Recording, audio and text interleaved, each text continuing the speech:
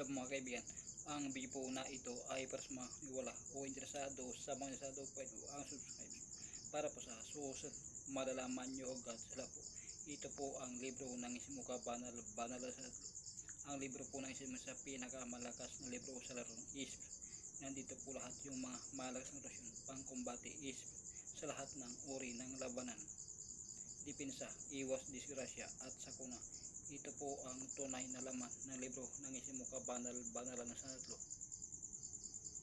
Kung gusto nyo ng ganun sa subscribe po kayo para po sa susunod malalaman nyo agad sa lahat po.